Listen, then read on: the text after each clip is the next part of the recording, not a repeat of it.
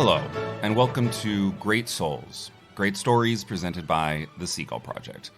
I'm your host, Gavin Reub, and this is our Greatest Hits series, where we showcase our top listened and downloaded stories since the podcast began.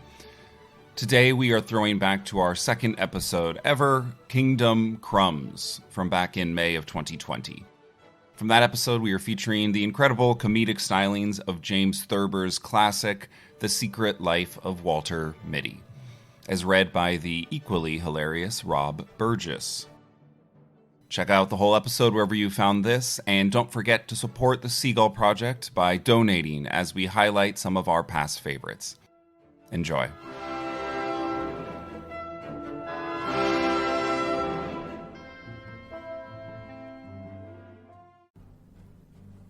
We're going through. The commander's voice was like thin ice breaking. He wore his full dress uniform, with the heavily braided white cap pulled down rakishly over one cold gray eye. We can't make it, sir. It's spoiling for a hurricane, if you ask me. I'm not asking you, Lieutenant Berg, said the commander. Throw on the power lights. Rev her up to 8,500. We're going through. The pounding of the cylinders increased. Ta-pocket-ta, pocket-ta, pocket-ta, pocket-ta, pocket-ta. The commander stared at the ice forming on the pilot window. He walked over and twisted a row of complicated dials. Switch on number 8 auxiliary, he shouted. Switch on number 8 auxiliary, repeated Lieutenant Berg. Full strength in number 3 turret, shouted the commander. Full strength in number 3 turret!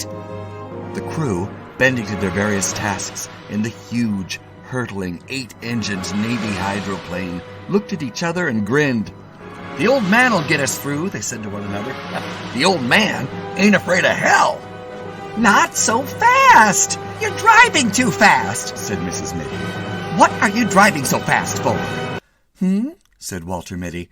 He looked at his wife in the seat beside him with shocked astonishment. She seemed grossly unfamiliar, like a strange woman who'd yelled at him in a crowd.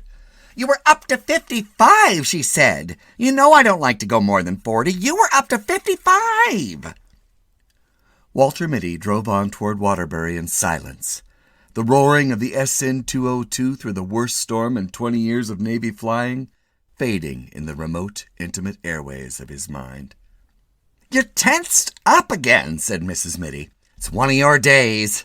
I wish you'd let Dr. Renshaw look you over.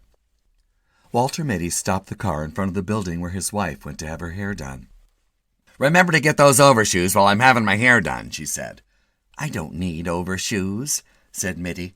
She put her mirror back into her bag. We've been all through that, she said, getting out of the car. You're not a young man any longer. He raced the engine a little. Why don't you wear your gloves? Have you lost your gloves? Walter Mitty reached in a pocket and brought out the gloves. He put them on, but after she had turned and gone into the building and he had driven onto a red light, he took them off again. Pick it up, brother, snapped a cop as the light changed, and Mitty hastily pulled on his gloves and lurched ahead. He drove around the streets aimlessly for a time, and then he drove past the hospital on his way to the parking lot. It's the millionaire banker, Wellington Macmillan, said the pretty nurse. Yes, said Walter Mitty, removing his gloves slowly. Who has the case? Dr. Renshaw and Dr. Benbow, but there are two specialists here. Dr. Remington from New York and Dr. Pritchard Mitford from London. He flew over. A door opened down a long, cool corridor, and Dr. Renshaw came out. He looked distraught and haggard. Hello, Mitty, he said. We're having the devil's own time with Macmillan, the millionaire banker and close personal friend of Roosevelt. Obstruosis of the ductal tract. Tertiary. Wish you'd take a look at him. Glad to, said Mitty.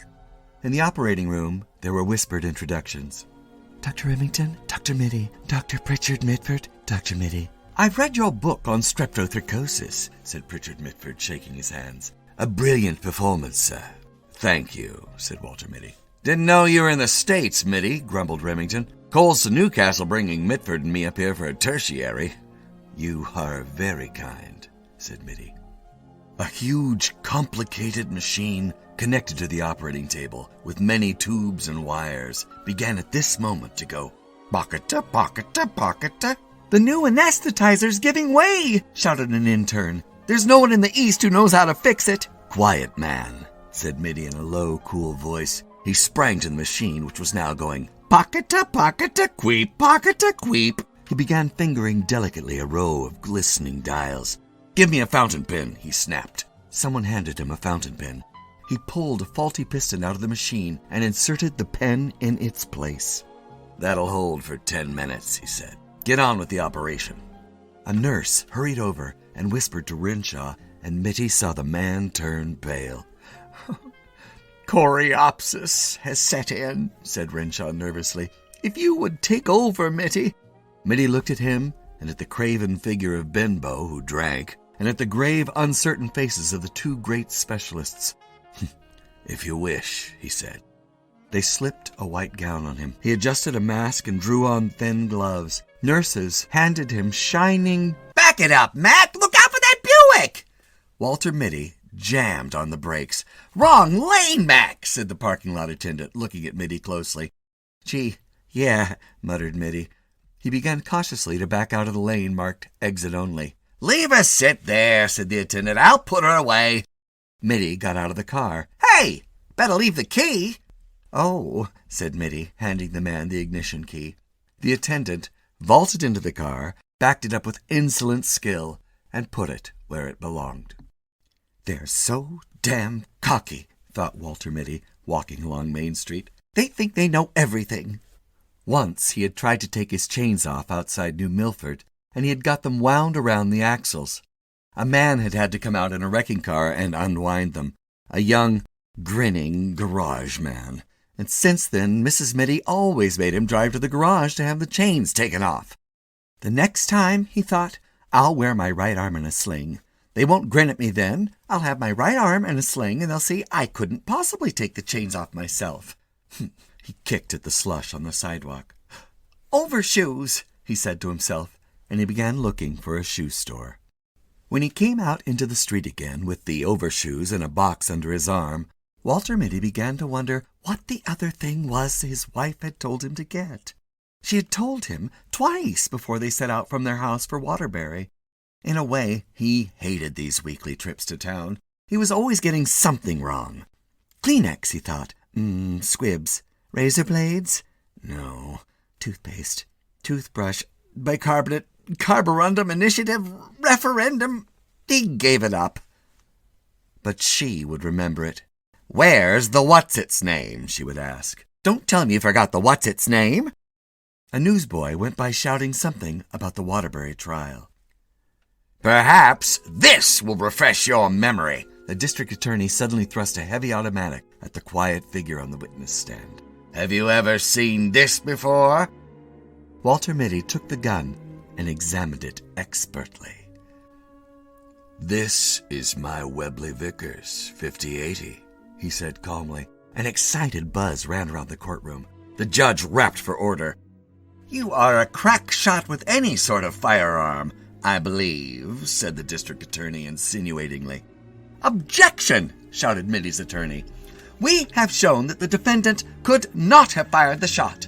We have shown that he wore his right arm in a sling on the night of the 14th of July. Walter Mitty raised his hand briefly, and the bickering attorneys were stilled. With any known make of gun, he said evenly, I could have killed Gregory Fitzhurst at 300 feet with my left hand. Pandemonium broke loose in the courtroom. A woman's scream rose above the bedlam, and suddenly a lovely dark-haired girl was in Walter Mitty's arms. The district attorney struck at her savagely, and without rising from his chair, Mitty let him have it on the point of the chin. You miserable cur. Puppy biscuit, said Walter Mitty. He stopped walking, and the buildings of Waterbury rose up out of the misty courtroom and surrounded him again. A woman who was passing laughed. He said puppy biscuit, she said to her companion. That man said puppy biscuit to himself. Walter Mitty hurried on. He went into an A&P, not the first one he came to, but a smaller one farther up the street. I want some puppy biscuit for young dogs, he said to the clerk. Any special brand, sir? The greatest pistol shot in the world thought for a moment. It says puppies bark for it on the box, said Walter Mitty. His wife would be through at the hairdresser's in 15 minutes, Mitty sawed, looking at his watch. Unless they had trouble drying it. Sometimes they had trouble drying it. She didn't like to get to the hotel first. She would want him to be there waiting for her as usual. He found a big leather chair in the lobby, facing a window, and he put the overshoes and the puppy biscuit on the floor beside it. He picked up an old copy of Liberty and sank down into the chair. Can Germany conquer the world through the air? Walter Mitty looked at the pictures of the bombing planes and of ruined streets. The cannonading has got the wind up in young Raleigh, sir, said the sergeant. Captain Mitty looked up at him through tousled hair. Get him to bed, he said wearily. With the others. I'll fly alone. But you can't, sir, said the sergeant anxiously. It takes 2 men to handle that bomber, and the Archies are pounding hell out of the air. Von Richtmann's circus is between here and Solier. Somebody's got to get that ammunition dump, said Mitty. I'm going over. Spot of brandy? He poured a drink for the sergeant and one for himself. War thundered and whined around the dugout and battered at the door. There was a rending of wood, and splinters flew through the room. Bit of a near thing, said Captain Mitty carelessly. The box barrage is closing in, said the sergeant. We only live once, Sergeant, said Mitty with his faint, fleeting smile. Or do we? He poured another brandy and tossed it off. Never see a man could hold his brandy like you, sir. Begging your pardon, sir. Captain Mitty stood up and strapped on his huge Webley Vickers automatic. It's 40 kilometers through hell, sir, said the sergeant. Mitty finished one last brandy. After all, he said softly, what isn't? The pounding of the cannon increased. There was the rat-tat-tatting of the machine guns, and from somewhere came the menacing pocketa-pocketa-pocketa of the new flamethrowers. Walter Mitty walked to the door of the dugout, humming, Oh, près de ma blonde. He turned and waved to the sergeant. Cheerio, he said. Something struck his shoulder. I've been looking all over this hotel for you, said Mrs. Mitty. Why do you have to hide in this old chair? How did you expect me to find you? Things close in, said Walter Mitty vaguely. What? Mrs. Mitty said. Did you get the what's-its-name, the puppy biscuit? What's in that box? Overshoes, said Mitty. Couldn't you have put them on in the store? I was thinking, said Walter Mitty. Does it ever occur to you that I am sometimes thinking? She looked at him. I'm going to take your temperature when I get you home, she said. They went out through the revolving doors that made a faintly derisive whistling sound when you pushed them. It was 2 blocks to the parking lot. At the drugstore on the corner, she said, Oh, wait for me. I forgot something. I won't be a minute. She was more than a minute. Walter Mitty lighted a cigarette. It began to rain. Rain with sleet in it. He stood up against the wall of the drugstore, smoking. He put his shoulders back and his heels together. To hell with the handkerchief, said Walter Mitty scornfully. He took one last drag on his cigarette, snapped it away. Then, with that faint, fleeting smile playing about his lips, he faced the firing squad, erect and motionless, proud and disdainful, Walter Mitty the undefeated, inscrutable to the last.